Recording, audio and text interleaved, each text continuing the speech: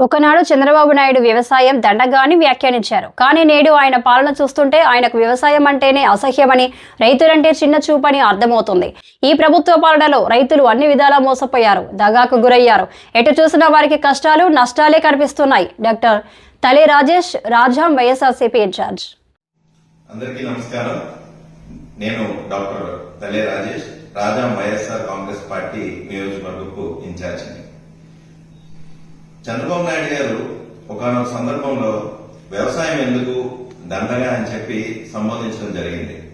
అయితే ఆ మాటలు విన్న తర్వాత మేబీ ఆయన బై మిస్టేక్ అలాంటి మాటలు ఆడినారేమో అని అనుకున్నాను. కానీ ఇప్పుడు కూటమి ప్రభుత్వం యొక్క పరిపాలన విధానం చూస్తుంటే ఆ మాటలు నిజమేనని అర్థమవుతుంది. ఎందుకంటే కూటమి ప్రభుత్వం అధికారంలోకి వచ్చి సుమారు 18 నెలలు కావస్తుంది. ఈ 18 నెలల్లో 16 ప్రకృతి వైపరీత్యాలు సంభవించాయి. రైతులకు గాని, రైతాంగానికి గాని చాలా ఆర్థికంగా, మానసికంగా ఎంతో ఇబ్బందులు గురయ్యారు. అయితే ప్రభుత్వం వీరిని ఆదుకుంటదేమో అని చూస్తే ప్రభుత్వం నుండి స్పందన గాని, ఆదుకునే చేయి గాని రాకపోవడం శోచనీయాంశం. ఒకప్పుడు వైఎస్ఆర్ ప్రభుత్వం, మా ప్రభుత్వం అధికారంలో ఉండేటప్పుడు మీరు గమనిస్తే రైతు భరోసా కేంద్రాలు ఉండేవి. ఈ రైతు భరోసా కేంద్రాల్లో ఒక అగ్రికల్చర్ అసిస్టెంట్ ఉండేవారు. ఈ క్రాప్ అంటూ కొత్తగా మన రాష్ట్రానికి ఇంట్రడ్యూస్ చేయడం జరిగింది జగన్మోహన్ రెడ్డి గారు.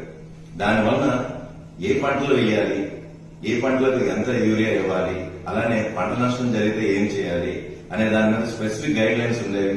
రైతులకు అసలు ఇబ్బంది లేకుండా ఉండేది. సుమారు 85 లక్షల ఎకరాలకు పంట బీమా వర్తింపజేసింది వైఎస్ఆర్ ప్రభుత్వం. ఇప్పుడు ఉన్న కూటమి ప్రభుత్వం కేవలం 19 లక్షల ఎకరాలకే ఈ పంట బీమాను వర్తింపజేస్తుంది.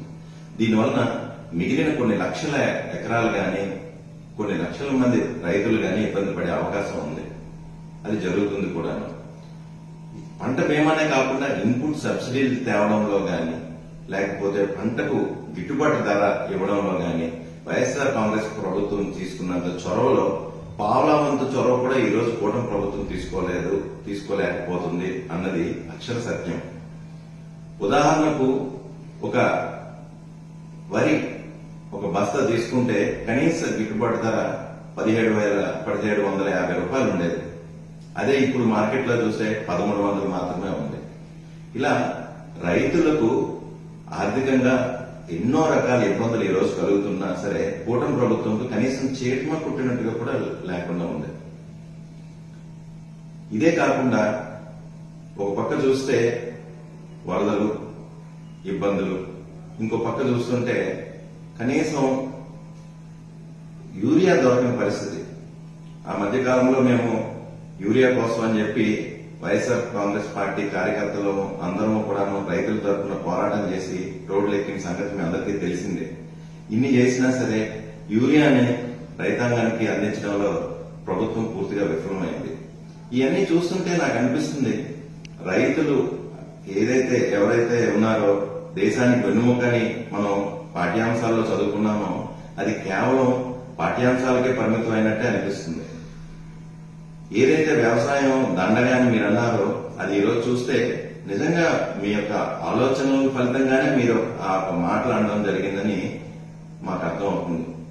ఇంకా కొసమెరుపుగా చూస్తే ఈ రైతాంగం ఈ ఇబ్బందులు వీటిల్లో మీరు ఫెయిల్ అయిపోయిన సంగతి పక్కన పెడితే కొసమెరుపు ఏంటంటే రాజధానికి ఎవరైతే పొలాలు ఇచ్చే రైతులు ఉన్నారో వాళ్ళ గురించి మీరు చాలా మాటలు మాట్లాడటం, మీరు అధికారంలో లేనప్పుడు ప్రతిపక్షంలో ఉన్నప్పుడు వాళ్ళని ఆదుకుంటాము, వాళ్ళ పక్షం నిలబడతాము అని చెప్పి మీరు ఇప్పటికి సంవత్సరం 8 నెలలు అయినా సరే ఒక్కసారి కూడా వాళ్ళకి అపాయింట్మెంట్ ఇవ్వకుండా రైతులన్నా వాళ్ళ యొక్క కష్టాలన్నా మీ యొక్క ఆలోచన, మీ యొక్క వైఖరి ఎటువంటిదో అనేది తెలియకనే ఇందులో తెలుస్తుంది. కనీసం మీరు ముఖ్యమంత్రిగా మీరు కాకపోయినా సరే మంత్రులు కూడా వెళ్లి వాళ్ళతో చర్చించలేకపోవడం అనేది చాలా బాధాకరం. ఇప్పటికైనా సరే ఈ రాజధాని రైతులనే కాదు మొత్తం రాష్ట్రంలో ఉన్న రైతులందరూ కూడా ఒకసారి ఆలోచన చేయండి. గతంలో ఉన్న వైఎస్ఆర్ కాంగ్రెస్ పార్టీ అధికారంలో ఉన్నప్పుడు ఈ రైతు భరోసా కేంద్రాలు, ఇన్పుట్ సబ్సిడీలు, అలానే పంట బీమా, ఈ క్రాప్ ఇవన్నీ ఏదైతే ఉన్నాయో ఈ రోజు మీకు కనీస మద్దతు ధర పక్కన పెడితే యూరియా కూడా దొరకని పరిస్థితులు మీకు ఎదురవుతున్నాయి అని ఒకసారి మీరు అందరూ ఆలోచన చేయాలి. ఇప్పటికైనా సరే ప్రభుత్వం రైతుల కోసం ఏవేవైతే గత ప్రభుత్వంలో జగన్మోహన్ రెడ్డి గారు ఇచ్చారో వాటన్నిటిని కూడా మీరు అమలు చేయాల్సిందిగా మేము డిమాండ్ చేస్తున్నాం.